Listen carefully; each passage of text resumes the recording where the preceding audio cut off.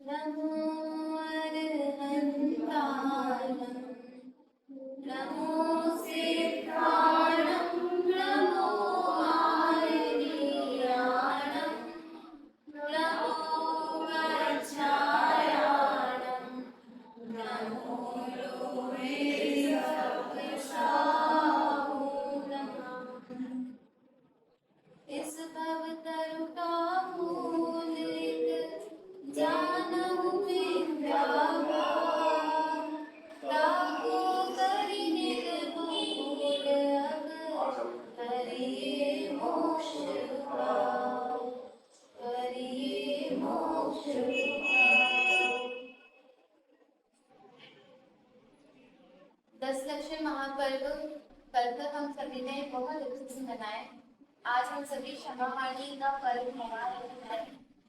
क्षमावाणी मतलब क्या है कि जैसे घड़ा पानी से जब भर जाता है तो पानी घड़े से बाहर झलकता है, ऐसे ही 10 दिन आराधना करके हमारा पूरा हृदय जब पूरा धर्ममय हो जाता है तो वाणी में भी वो क्षमा बाहर में प्रकट हो जाती है।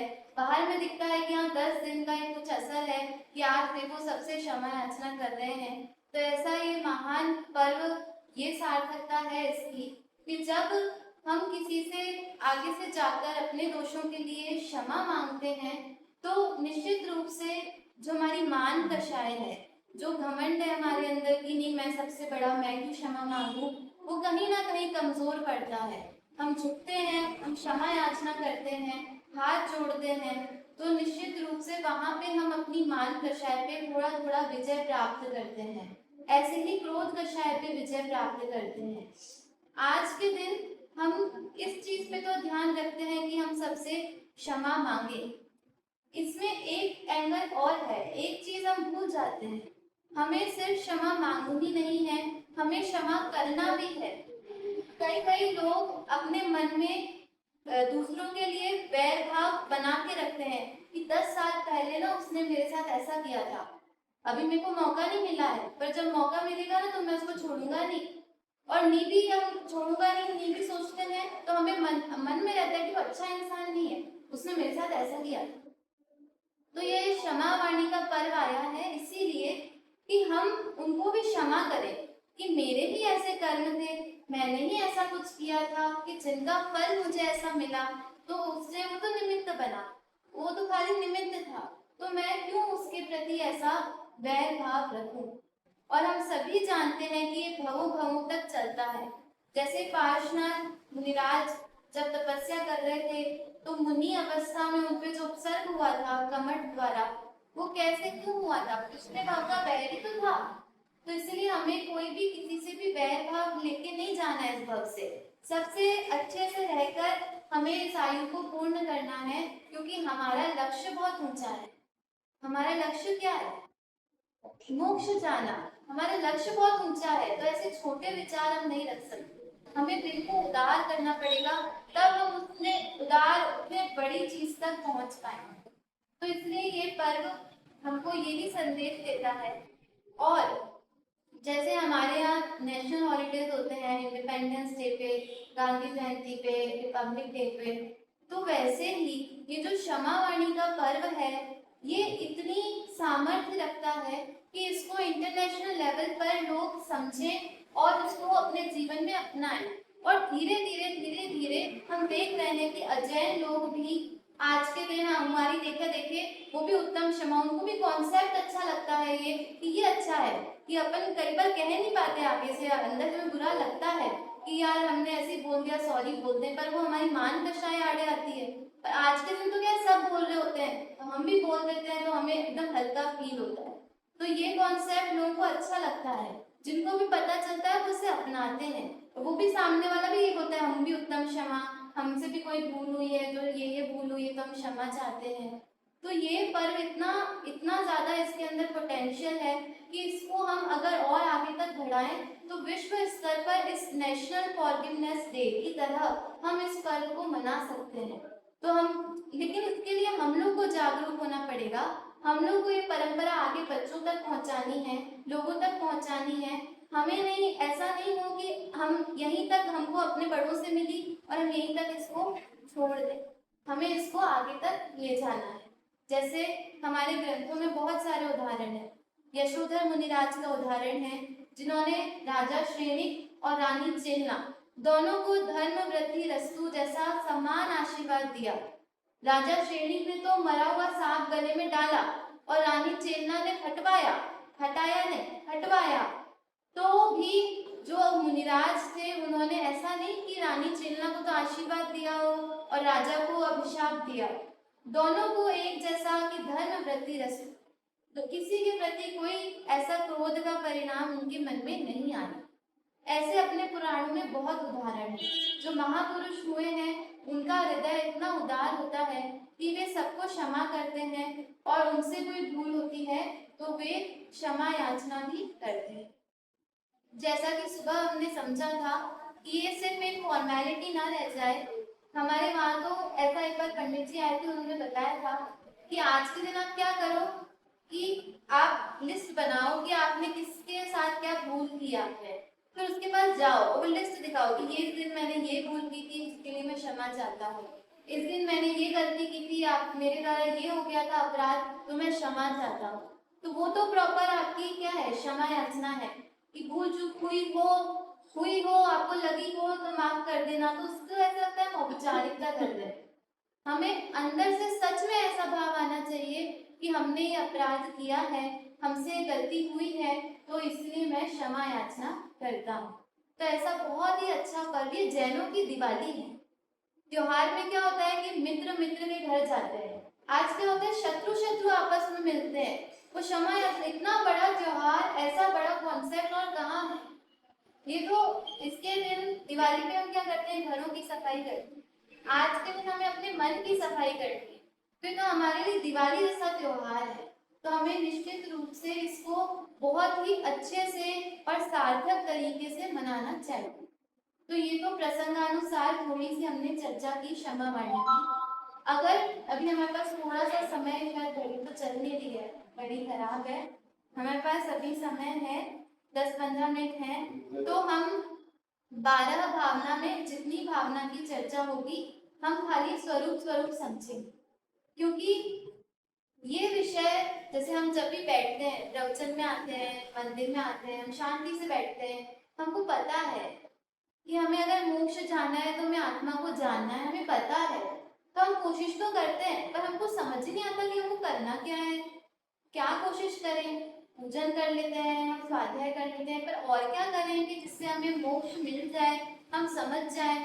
तो हमें क्या करना चाहिए, हमें शांति से बैठ के 12 भावनाएं हैं, आप शुरुआत करें इनसे, आप चिंतन करें। 12 तरह से हम चिंतन कर सकते हैं, इसलिए 12 प्रकार की भावनाएं। आप सभी को नाम तो पता होंगे, हम पूजन भी एक देवशास्त्र गुरु पूजन में किसी में पूरी 12 भावना है, राजा राणा चतुर्पति है, ऐसी बहुत सारी भावनाएं बहुत सारे कवियों ने लिखी है। मंगत राय जी की 12 भावनाएं बड़ी वाली, तो ऐसी बहुत सारी भावनाएं। तो कौन सी होती है 12 भावनाएं, हम नाम एक बार बोल लेते हैं। पहली कौन सी है, अनित्य भावना। दूसरी कौन सी है, अशरण भावना। तीसरी कौन सी है, संसार भावना। चौथी कौन सी है, एकत्व भावना। पांचवी अन्यत्व। छठी अशुचि। सातवीं आश्रव। आठवीं संवर। नवीं निर्जरा। 10वीं लोक और फिर 11वीं बोधि दुर्लभ और 12वीं धर्म। ये 12 भावना है। तत्वार सूत्र में इसका एक सूत्र भी आता है, उससे हम इसके नामों को याद रख सकते हैं। अब अगर आपको नाम याद ना भी रहे तो जरूरी है कि हम स्वरूप याद रखें कि क्या चिंतन करना है। हम शांति से बैठे हैं, अब हम क्या करें, क्योंकि बैठते ही तो क्या हमारा माइंड फ्री हो जाता है, और फ्री इंसान कहीं भी दौड़ सकता है। तो माइंड 10 जगह दौड़ता है और हमको तो लगता है वो 15 मिनट हो गए, हम तो कुछ किया ही नहीं, हम तो क्या क्या सोचने लगते हैं। तो उसके लिए चित्त को बांधे रखने के लिए चित्त को काम देना होता है। मन को एक काम पकड़ा दो कि ये चीज सोचो, तो मन चुपचाप उन चीजों को सोचने में लगेगा। पहली चीज क्या सोचनी है, अनित्य भाव। सब कुछ अनित्य है, सब कुछ मतलब मुझे छोड़ के, मेरे स्वभाव को छोड़ के बाकी जो भी है वो सब मेरे लिए अनित्य है। अनित्य मतलब जो नित्य नहीं है, जो हमेशा नहीं है, हाँ एक सा नहीं है, हमेशा नहीं है, मेरे पास हमेशा नहीं रहेगा। जो भी हमारा होता है क्या वो हमें छोड़ के जाता है? नहीं जाता है। अगर हमारी चीज हमें छोड़ के क्यों जाएगी? तो क्या ये शरीर हमारे साथ जाता है, हमें छोड़ देता है ना, हमें छोड़ देता है। क्या हमारा ये परिवार हमारे साथ जाता है? नहीं, ये भी हमें छोड़ देता है। अगर ये हमारा हो तो हमारे साथ जाना चाहिए। ये लॉजिक हमें ध्यान में रखना है कि जो चीज मेरी है वो मेरे साथ हमेशा रहेगी। तो अगर मेरा साथ छोड़ देती है तो वो चीज मेरी नहीं है। हमें सामने दिख रहा है ना, तो ये शरीर मेरा नहीं है, तो मेरा कौन है, मैं कौन हूँ? ऐसा सवाल नहीं आता मन में हमारे। तो वो सवाल के चिंतन के लिए ही तो हम यहाँ पे आए हैं, यही समझने तो आए, हमारे मन में प्रश्न उठा है कि ये सब मुझे छोड़ जाते हैं, मैं भागता रहता हूँ, फिर भी मुझे सुख नहीं मिलता है, तो ये सुख कहाँ मिलेगा? और क्या है मैं कौन हूँ, आया कहाँ से, और मेरा रूप क्या, संबंध दुखमय कौन है, स्वीकृत करूँ परिहार क्या। तो इसीलिए ये भावना, पहली भावना ये कहती है कि इस संसार में सब कुछ क्षण भंगुर है, हर जगह हम घूम आए, हमने पंच परावर्तन किए। अगर आप लोगों ने पंच परावर्तन का टॉपिक अगर आपको नहीं ख्याल में हो तो आप जरूर उसको पढ़ना। आपको निश्चित रूप से लगेगा कि हमने सब जगह चले गए, ऐसे ऐसे हमारे साथ हमने कितना भव भव में जी भर घूम चुके, कण कण को जी भर भर देखा। जी भरना मतलब समझते हैं आप?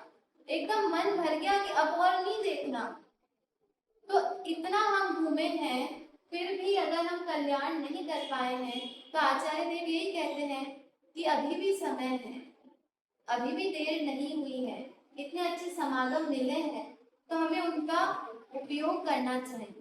पहली भावना ये कहती है कि भव में, इस संसार में सब कुछ अनित्य है, कुछ भी सदाकाल रहने वाला नहीं है। इसलिए किसी भी चीज से राग मत करो, किसी भी चीज से द्वेष मत करो। इसके लिए, इसको समझने के लिए एक स्टोरी है। जैसे एक बूढ़ी दादी होती है, अब वो बहुत दुखी हो जाती है। उनके क्या है कि बेटे का मरण हो जाता है, जवान बेटे का मरण हो जाता है, और वो बहुत परेशान, बहुत दुखी, बहुत, अब सोचो कितनी आकुल व्याकुल वो होती है, बहुत आकुल व्याकुल होती है। वो पास में मुनिराज होते हैं, गुफा में उनके पास जाती है, बोलती है महाराज मेरा तो सब लुट गया, मैं तो बिल्कुल बर्बाद हो गई, मैं तो बहुत दुखी हूँ, मैं क्या करूँ, अब आप ही कुछ कर सकते हो, मेरे बेटे का ऐसे मरण हो गया है, मुझे कुछ तो उपाय बताओ, कहाँ सुख मिलेगा, क्या करूँ मैं, मेरा बेटा वापस चाहिए मुझे। तो ऐसे बिलख के रोने लगती। तो मुनिराज जी ने कहा कि ठीक है ठीक है, बैठो, शांति से बैठो, हम सब करेंगे, पर पहले तुम्हें मेरा एक काम है वो करना। तो वो बुढ़िया, उसने सोचा कोई बात नहीं, कुछ भी करना पड़े मैं तो करूंगी, मेरा तो बेटा वापस आ रहा है। तो कहती कि हाँ महाराज मैं कर दूंगी, जो भी काम है आप मुझे बताओ। तो महाराज कहते हैं कि तुम एक छोटा सा लोटा लेना और पूरे नगर में जाना, पूरे गांव में जाना, हर घर की चौखट पे जाके खटखट करना और वहां हर घर में पूछना कि क्या आप सुखी हो, क्या आपके घर में कभी भी किसी का भी मरण नहीं हुआ, परिवार में कोई भी कभी किसी की मृत्यु नहीं हुई? जो घर वाला बोले कि हाँ हमारे यहाँ कभी कोई मरण नहीं हुआ, वहां से तुम ये लोटा पानी भर के लेके आना। क्या कहा मुनिराज जी ने, समझ में आया आपको? एक लोटा दे दिया और कहा कि जिस घर में कभी कोई मरण मौत नहीं हुआ उस घर का पानी मेरे को लाके देना। तो बुढ़िया ने कहा इतना सा काम है, ठीक है मैं फटाफट जाती हूँ, अभी मिल ही जाएंगे, इतने सारे घर हैं, कोई ना कोई तो घर होगा जहाँ पे ऐसा नहीं हुआ होगा, तो मेरे को मिल जाएगा। वो जाती है, एक दरवाजा खटखटाया कि नहीं नहीं हमारे तो अभी थोड़े दिन पहले दादाजी का देहावसान हुआ है। आगे गई, कभी कहीं किसी का हुआ है, कहीं किसी का, कभी 10 वर्ष पहले, किसी के 50 वर्ष पहले, किसी के परदादाजी की कभी डेथ हुई है। हर घर में उसको यही सुनने मिला कि नहीं नहीं ऐसा तो नहीं हुआ, हमारे भी हुई है मरण मौत। उसको कोई भी एक भी घर नहीं मिला जहाँ ये कहने वाला हो कि हमारे परिवार में कभी भी किसी की कोई मृत्यु नहीं हुई। वो अंतिम जब लास्ट घर की उसने चौखट खटखटाई और तब भी उसको यही जवाब मिला कि नहीं हमारे भी हुई है। वो समझ गए कि महाराज जी उसको क्या समझाना चाहते हैं। वो ये समझाना चाहते हैं कि वो अकेली नहीं है, ऐसा सबके साथ हुआ है कि किसी की मृत्यु हुई है, किसी की मृत्यु हुई है, पर आज तो सामने वाले की हुई है, आज तो सामने वाले का देह परिवर्तन हुआ है, कल को हमारा भी होगा, क्योंकि जिसका संयोग है उसका वियोग निश्चित है। अगर देह मिला है, इसका संयोग हुआ है, तो इसका वियोग भी होगा। तो इस तरह से हम समझ सकते हैं कि कुछ भी हम जो भी राग द्वेष करके बैठे हैं, चीजों को जोड़ के बैठे हैं, उनसे हमें ये छोड़ने का अवसर है। ये चिंतन हमें करना है शांति से बैठ के कि मेरे हो तो मेरे साथ जाएं, मेरे साथ नहीं जाते तो मतलब मेरे नहीं है, और मेरे नहीं है तो मेरे को कोई मतलब नहीं मैं इनसे राग करूं, इनके लिए परेशान हूं, इनके लिए पाप करूं, दुखी हूं या खुश हूं। ऐसा हमें बैठ के पहली ये भावना है अनित्य भावना। आप सभी को समझ में आई? इस तरह से हम चिंतन कर सकते हैं, उससे हमको एक धारा मिलेगी चिंतन करने की। फिर धीरे धीरे अभ्यास से तो हम बहुत चीजें समझने लगते हैं। ये तो एक शुरुआत करने के लिए हमें एक आचार्य देव ने 12 भावनाएं पकड़ाई हैं। दूसरी भावना होती है अशरण भावना, कि कुछ भी शरण नहीं है। आज तो हमें लगता है कि हमें कुछ हो जाएगा तो हमारे मम्मी पापा हैं वो संभाल लेंगे, कुछ भी होता है तो पुलिस वाले हैं वो हमको शरण देंगे, हमारी रक्षा करेंगे। पर हम भी ये जानते हैं कि जब हमारा ऐसा उदय होता है तब कोई साथ नहीं देता, सबके परिणाम ऐसे बन जाते हैं। कई बार होता है कि माता पिता भी साथ नहीं देते हैं। अगर हमारा कर्म का उदय नहीं है अच्छा, तो कोई भी हमारे को शरण देने में समर्थ नहीं है। हमारे ही कर्म हमें शरण देने में समर्थ है। उनके परिणाम ऐसे ही बन जाते हैं कि वो नहीं सहायता करते। तो इसीलिए आचार्य देव कहते हैं कि संसार में कुछ भी शरण नहीं है, तो क्या करें? परेशान हो जाए, घबरा जाए? नहीं। आचार्य देव कहते हैं बाहर में कुछ भी शरण नहीं है, तेरा जो स्वभाव है ना, तू जो स्वयं है ना, वो ही तू अपनी शरण है। मतलब हम स्वयं अपनी शरण है, अपनी शरण में जाएंगे तो हमें निश्चित रूप से सुखी होने का उपाय मिलेगा। हमको पता चलेगा कि वास्तव में सुख कहाँ पे है। तो इस तरह से है कि कहीं भी कोई शरण नहीं है, ये हम चिंतन विचार कर सकते हैं। ये हमारी दूसरी भावना है अशरण भावना। ठीक है, तीसरी भावना कौन सी है? संसार भावना। इसमें हम ये चिंतन करते हैं कि संसार में दुख ही दुख है। वो कहते हैं ना कि जो संसार विषय सुख होता तीर्थंकर क्यों त्यागे। अगर संसार में सुख होता तो तीर्थंकर क्यों त्यागते, भगवान क्यों ये सब छोड़ के जाते? आपको पता है ना, वो लोग तो ऐसे राजाओं के बेटे होते हैं, उनकी क्या कमी होती है? वहाँ कोई कमी नहीं होती, फिर भी वो छोड़ के जाते हैं। मतलब कुछ तो बात है, क्यों छोड़ के जाते हैं? कि सुख नहीं है। आपने भी देखा है कि जब हमारे पास 4 कपड़े होते हैं तो हम थोड़े दुखी होते हैं, 10 कपड़े हो जाते हैं तो ज्यादा दुखी हो जाते हैं कि अब क्या पहने, तो भी पहनने का हमारे पास होता नहीं है। 50 हो जाते हैं तो हम और ज्यादा परेशान हो जाते हैं कि और कंफ्यूज हो जाते हैं। तो परिग्रह बढ़ता है, सामग्री बढ़ती है, तो हम और दुखी और परेशान होते हैं। उसको संभालना पड़ता है, उसके ध्यान साफ सफाई करनी पड़ती है। तो इसीलिए संसार में जिससे भी हमने सुख माना है, आप लोग एक काम करो, आप लोग एक लिस्ट बनाना कि किस चीज से हमको खुशी मिलती है, संसार में ये चीज हमें सुख देती है, और फिर देखना क्या हमेशा उस चीज ने मुझे सुख दिया है। जैसे हमें रसगुल्ले खाने बहुत पसंद है, हम 1 खाएंगे, 2 खाएंगे, 3 खाएंगे, 4 खाएंगे, 5 खाएंगे, 10 खाएंगे, 15 खा लेंगे, 20 खा लेंगे, उसके बाद भी क्या वही सुख हमें उस रसगुल्ले से मिलेगा? नहीं मिलेगा। रसगुल्ला वही है, सेम रसगुल्ला है, खाने वाले हम ही हैं, पर अब वो सुख नहीं मिल रहा और पहले हमको वो सुख की अनुभूति हो रही थी। मतलब अगर सुख रसगुल्ले में होता तो 20 खाने के बाद भी वो ही सुख हमको उस रसगुल्ले से मिलना चाहिए, लेकिन वो नहीं मिलता। मतलब आप सोचें, ऐसे हर चीज को सोचें कि वो फिर सुख है कहाँ? हम जो सुख की बाहर कल्पना करते हैं, क्या वास्तव में वहां सुख हमें मिलता है? जब हम बहुत दुखी हो जाते हैं ना, तो जब थोड़ा सा कुछ अच्छा लगता है, हमें लगता है सुख मिला।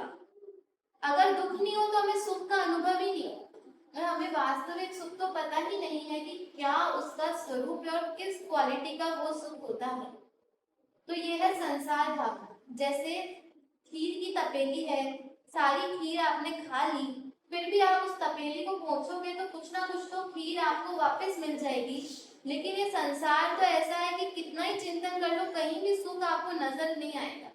संसार तो दुखमय ही है, चारों गतियां दुखमय ही है। तो ऐसा चिंतन करना ये है संसार भावना। लास्ट एक और भावना की चर्चा आज हम करते हैं, फिर कभी समय मिला मौका मिला तो आगे चर्चा करेंगे। आप लोग इनका स्वरूप अपने ग्रंथों से पढ़ सकते हैं। अगर आपको इंटरेस्ट आ रहा हो 4 भावनाओं के बाद, तो आप और भावनाओं की चर्चा सुन सकते हैं, समझ सकते हैं। चौथी भावना कौन सी है? अनित्य हो गई, अशरण हो गई, संसार हो गई, अब है एकत्व भाव। एकत्व भावना मतलब एक का भाव, वो एकत्व है। मतलब मैं एक अकेला हूँ, अकेला आया हूँ। जन्म लेते हैं तो क्या हम 2-4 लोगों को साथ लेके आते हैं? हम अकेले आते हैं। और जब आप देखते हैं कि किसी की मृत्यु होती है तो क्या 2-4 लोगों को एक साथ ले जाते हैं? अकेले हम जाते हैं। तो अकेले आते हैं, अकेले जाते हैं। मतलब जो हमको पढ़ते हैं ना, दुनिया के 7 आश्चर्य, तो हमारे यहाँ हम कहते हैं कि सबसे बड़ा आश्चर्य ये है कि ये सामने देखता है कि ये ऐसे देह अकेला आया है, जीवन अकेला जाएगा, कुछ भी साथ लेके नहीं गया है। और ये तो जो हमको दिखता था वो तो यहीं रह गया है, हमने जला दिया है, क्या हुआ है? ये सामने सब दिखता है, फिर भी आंखें बंद करके चीजों को हम जोड़ने में लगे हैं कि जैसे हमारे साथ हम लेके जाए। हम ऐसे इस देह को सजाने में लगे हैं कि जैसे यही मैं हूँ। हम ऐसे परिवार वालों से स्नेह करते हैं जैसे इनके बिना तो मैं जा ही नहीं सकता, इनके बिना तो मैं रह ही नहीं सकता। लेकिन आचार्य देव कहते हैं कि एकत्व भावना का चिंतन करो। मैं एक अकेला हूँ, मैं एक स्वयं चैतन्य स्वभावी हूँ, जो हूँ अकेला हूँ, अकेला आया हूँ, अकेला जाऊंगा। और ऐसा नहीं अकेला सुन के हम लोग अरे बेचारा अकेला है। एकत्व में ही सुख है। जो हमारे मुनिराज होते हैं वो एकांत में जाके, जब सब लोग सो जाते हैं, हम भक्ति में पढ़ते हैं ना, ओ वर्ण निशा का सन्नाटा, वन में वनचारी चरते हो, तब शांत निराकुल मानस तुम, तत्वों का चिंतन करते हो। सब सो जाते हैं, ऐसे शांति है।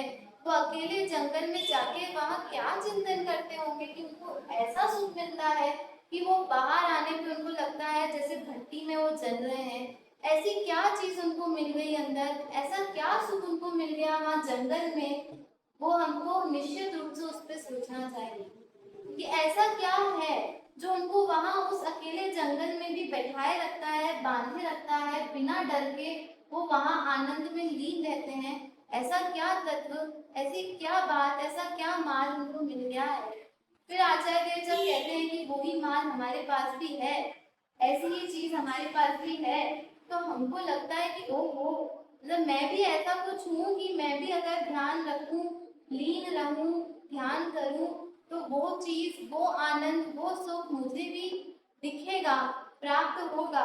क्योंकि हम सभी कहते हैं ना, जो निकोद में बोरी मुझ में बोरी मोक्ष मचारा, सब में एक जैसा समान आत्मा है। महावीर भगवान के संदेश में हम पढ़ते हैं ना, सभी जीव बराबर है, कोई भी आत्मा छोटा बड़ा नहीं है। तो इसीलिए जैसे भगवान है वैसा ही मैं है, वैसा ही वो निगोदिया जीव भी है जिसको लोग जीव नहीं मानते, वैसा ही उसका भी स्वभाव है। पर कर्म का अपना अपना सबका उदय है। पर और आगे चल के बात करते हैं तो कहते हैं वो कर्म का उदय भी मुझसे अलग है और मैं उससे अलग हूँ। अभी हम ये चिंतन कर रहे हैं कि एकत्व भावना ये कहती है कि मैं एक अकेला हूँ, अकेला आया हूँ और अकेला जाऊंगा। अब 5 मिनट में एक कहानी सुना के हम इस बात को खत्म करेंगे। एक बार क्या होता है कि एक राजा होता है, उसकी नगरी में बहुत होशियार होशियार मंत्री होते हैं। मतलब सारे दूर दूर के जो भी सबसे इंटेलिजेंट होते हैं ना, उनको वो अपने दरबार में मंत्री रखते हैं। वो बैठा होता है, कोई नगर में कोई समस्या नहीं है, इतने होशियार लोग बैठे हैं, सब शांति से रह रहे हैं। अब करे क्या राजा? बैठे बैठे एक दिन सोचता है कि सब होशियार लोग हैं, एक मूर्ख भी होना चाहिए। अपने दरबार में सभी होशियार हैं, कोई भी तो सब होशियारी की ज्ञान की बातें करने लगते हैं, थोड़ा एंटरटेनमेंट की जरूरत है। तो अपन एक काम करते हैं, ढूंढ के लाते हैं पूरे नगर में, तो सबसे मूर्ख होगा उसको भी हम यहाँ पे एक कुर्सी देंगे। हमारे दरबार में सबसे मूर्ख व्यक्ति के लिए भी स्थान होगा, ताकि जब सब लोग ज्ञान की बात करें, माहौल एकदम भारी हो जाए, तो कुछ ऐसी मूर्खतापूर्ण बात करे कि माहौल वापस थोड़ा हमारा हल्का हो जाए। तो ये ऐसी घोषणा होती है कि सबसे मूर्ख व्यक्ति को पकड़ के लाते हैं, उसको वहाँ दरबार में भी वो भी बैठता है। ऐसे दिन जाते हैं, चर्चाएं होती है, सब ज्ञान की बात करते हैं, अपने बीच में कुछ मूर्खतापूर्ण बात करके सबको हंसाता है। ऐसे दिन अच्छे बीत रहे थे। एक दिन क्या होता है, सब दरबार में जा रहे होते हैं, तो जो जाने का समय होता है, मूर्ख व्यक्ति भी उस दिन जाता है। वो जाता है, वो देखता है कि आज तो दरबार खाली पड़ा है, सिंहासन पे राजा बैठे ही नहीं है, कोई भी मंत्री नहीं बैठा है, ये क्या हो रहा है, सब लोग कहाँ गए। तो वो इधर उधर देखता है, पता करता है, तो पता चलता है कि आज ना राजा की तबीयत खराब है। राजा की तबीयत बहुत ज्यादा खराब है, मतलब अब एकदम उनका अंतिम समय है और सब वहीं पे ही है राजा के पास। सब मंत्री वहीं पे ही है, ना उनको समझा रहे हैं ना सांत्वना दे रहे हैं। तो वो सोचता है सब अपना अपना काम कर रहे हैं, सब वहाँ जाके ज्ञान की बातें करेंगे, मेरे को भी राजा ने रखा है, मैं भी अपना काम करूँ। तो वो भी जाता है उधर जहाँ वो राजा लेटे होते हैं, और सारे मंत्री उनके आसपास बैठ के उनको समझा रहे होते हैं कि आप चिंता मत करो, हम ध्यान रखेंगे, तो ऐसे ही है, स्वरूप है। वो भी बैठ जाता है बीच में कि देखो देखो राजा, मैं भी आ गया, आपने बताया ही नहीं आपकी तबीयत खराब है, आप बोलते तो मैं पहले ही आ जाता, आपके पास बैठता, आपको हंसाता। तो राजा अंतिम समय में तो क्या हंसे राजा, वो तो परेशान है एकदम। और अगर तत्व का चिंतन नहीं है तो घबराहट है कि अब तो मैं जा रहा हूँ, क्या होगा, कुछ भी लेके नहीं जा रहा हूँ, अंदर में घबराहट है। तो राजा तो कुछ नहीं, बैठ जाता है वो मूर्ख व्यक्ति।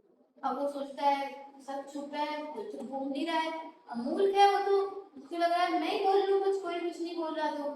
तो बोलता है कि क्या हुआ राजा, आप बीमार हो गए हो, मैंने सुना है कि आप अब तो कुछ ही दिन के मेहमान रह गए हो, कभी भी जा सकते हो। राजा क्या बोलो, वो भी सोचे मूर्ख है, ठीक है वो, हाँ हाँ, कुछ नहीं बोलते, वो मूर्ख बोलता रहता है कि अच्छा तो आप जा रहे हो, मतलब तो एक काम करो, आप जा रहे हो दूसरे जगह जाओगे अब यहाँ से, तो आपको दिक्कत नहीं आए इसके लिए ना आप अपने साथ अपनी रानियों को लेके जाना। तो वहां जाओगे ना तो रानी आपकी सेवा कर देंगी, तो आपको दिक्कत नहीं आएगी। तो राजा कहता है कि अरे नहीं ले जा सकता मैं रानियों को, इतना नहीं ले जा सकते, वहां कुछ भी नहीं ले जा सकते ऐसे रानियों को। तो कहते हैं अच्छा, इतनी सारी रानियां नहीं ले जा सकते, तो एक काम करो, एक जो आपकी पट रानी है ना, जो आपको सबसे प्रिय है, उसको तो आपको लेके ही जाना पड़ेगा, उसको लेके जाना, ताकि वो ही आपकी सेवा करेगी वहां। तो राजा कहते उसको भी नहीं ले जा सकता, उसको भी नहीं ले जाऊंगा मैं। फिर वो मूर्ख कहता है अच्छा। फिर वो और सोचता है, थोड़ी देर चुप रहता है, फिर कोई बोल ही नहीं रहा होता है, वो वापस बोलता है कि अच्छा एक काम करो, कुछ नहीं ले जा रहे, इतनी सारी रानियां नहीं ले जा रहे, पटरानी नहीं ले जा रहे, एक काम करो, ये अपना सिंहासन तो लेके जाना, वहां जाओगे तो आराम से बैठोगे तो सही, तो ये सिंहासन तो आपको लेके ही जाना पड़ेगा। तो राजा कहता है कि मैं नहीं ले जा सकता ये सिंहासन, वहां नहीं ले जाते ऐसे। कहता है अच्छा। फिर वो थोड़ी देर और चुप रहता है कि अब राजा ने डांट दिया है, थोड़ी देर चुप रहो, वापस बोलेंगे, अपने दिमाग में आएगा कुछ। तो सोचता है कि चलो ये नहीं ले जा सकते, वो नहीं ले जा सकते, तो कहता है अपने मुकुट को लेके ही जाना, ताकि लोगों को पता चले कि राजा आए तो लोगों की सेवा कर देंगे आप। तो कहते हैं कि यार मुकुट भी नहीं ले जा सकता मैं, कुछ भी नहीं ले जा सकता। तो मूर्ख कहता है कुछ नहीं ले जा सकते, कुछ भी नहीं, बिल्कुल कुछ भी नहीं। तो वो कहता है अच्छा ठीक है रुको, 2 मिनट रुको। तो दौड़ के जाता है, खजाने में जाता है, वहां से 4 सबसे महंगे वाले हीरे उठाता है और दौड़ा दौड़ा राजा के पास आता है। कहता है राजा अपने हाथ आगे करो, ये लो 4 हीरे, ये तो आपको लेके जाना ही पड़ेगा, इनमें तो कुछ नहीं हट रहा है, आप ऐसे हाथ में रखना, वो चले जाएंगे आपके साथ। 4 हीरे हैं, ये तो लेने ही पड़ेंगे। पीछे पड़ जाता है राजा को। तो राजा कहता है अरे मूर्ख, मैं ये 4 हीरे भी वहां नहीं ले जा सकता हूँ। तो मूर्ख कहता है ये भी नहीं ले जा सकते, तो कुछ भी नहीं ले जा सकते आप। तो वो मूर्ख राजा से पूछता है अच्छा एक बात बोलो, आप कुछ भी नहीं ले जाओगे। तो राजा कहता है नहीं ले जाऊंगा। तो मूर्ख कहता है आपको पहले से पता था क्या कि आप ऐसे कुछ भी नहीं ले जा पाओगे लास्ट टाइम पे। तो राजा कहता है हाँ मेरे को पता था कि कोई भी कुछ ले जाता नहीं है, सब खाली हाथ आए खाली हाथ जाएंगे, मरण समय में सब यही छूट जाता है, मुझे पता था। तो मूर्ख क्या करता है, वो जो महामूर्ख था उसका यहाँ वो लग रहा था ना बैच, वो उतारता है और राजा के लगा देता है कि मेरे से ज्यादा मूर्ख तो आप हो, कि आपको पता था कि आप कुछ भी नहीं ले जा सकते, सब यही छोड़ के जाओगे, फिर भी आप पूरे टाइम क्यों इतनी माथापच्ची करते थे, सब जोड़ने में आक्रमण करते थे दूसरे राजाओं पे, उनको जीत के उनका भी, उनकी रानियां, उनका खजाना भी आप हड़पते थे। आपको जब पता था तो आपने ऐसा क्यों किया? तो वो महामूर्ख का वो बैच उसने उस राजा पे लगाया। तो हमको विचार करना है, क्या हम भी तो महामूर्ख नहीं? क्या हम भी तो ये सोच के नहीं बैठे कि हम ये ले जाएंगे, जबकि हमको पता है कि हम कुछ भी ले जा नहीं सकते हैं। तो ये जो कहानी है, ये हमें ये भी समझाती है कि अकेले आए हैं, अकेले जाना है, हमको ये बात पता भी है, फिर भी क्यों हम ये जोड़ने में लगे हैं, इस बारे में हमें शांति से बैठ के चिंतन करना चाहिए। आगे की भावनाओं की चर्चा कभी अवसर मिलेगा तो हम करेंगे, अभी बात को यहीं विराम दें। जय माता दी।